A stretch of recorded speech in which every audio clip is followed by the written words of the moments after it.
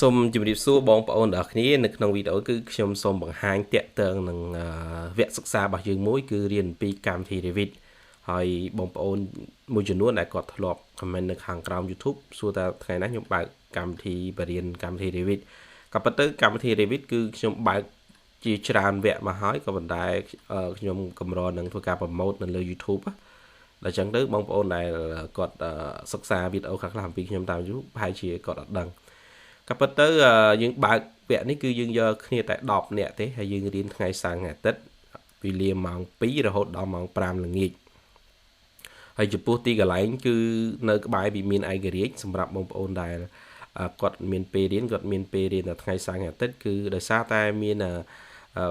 អ្នកខ្លះគាត់នៅខេត្តគាត់ចង់រៀនហើយជាធម្មតាគឺពេលខ្ញុំបើកគឺខ្ញុំអត់ចង់បានសិស្សច្រើនគឺបានត្រឹមតែ10នាក់ទេគឺអាចធ្វើការបរៀនបានហើយឋានៈរបស់យើងគឺដំណើរការបានហើយចំពោះគ្នាវិញគឺយើងមានគ្នា7នាក់ហើយសម្រាប់បងប្អូនដែលចង់ចុះឈ្មោះគឺនៅតែរយៈពេល2ថ្ងៃទៀតទេគឺថ្ងៃ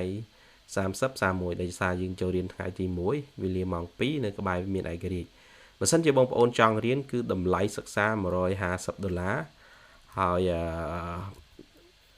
ហើយលេខទូរស័ព្ទសម្រាប់តំណតំណែងគឺបងប្អូនអាចតំណតំណែងតាមរយៈ Telegram នេះដែលខ្ញុំនឹងឆ្លើយតបបងប្អូននៅពេលយប់ដោយសារតែលេខតិចគឺខ្ញុំដល់ម៉ោងបរិញ្ញាដូច្នេះអត់សូវមានពេលឆ្លើយតបសម្រាប់បងប្អូនទាំងគ្នាបើសិនជាបងប្អូនចុះឈ្មោះចូលរៀនគឺមានតែទទួលតែ3នាក់ទៀតទេបើសិនជាយើងចង់រៀនមើលវីដេអូនេះហើយយើងអាចចុះឈ្មោះចូលរៀនបានហើយយើងក៏មានថ្នាក់រៀនពេលល្ងាចដែរក៏ប៉ុន្តែដោយសារពេលល្ងាចគឺពេញម៉ោងអស់ហើយដោយសារតែមានអ្នកខ្លះគាត់ចង់រៀនថ្ងៃសៅរ៍អាទិត្យអញ្ចឹងខ្ញុំបើកវគ្គនេះហើយសម្រាប់បងប្អូនដែលចង់រៀនគឺចុះឈ្មោះទៅ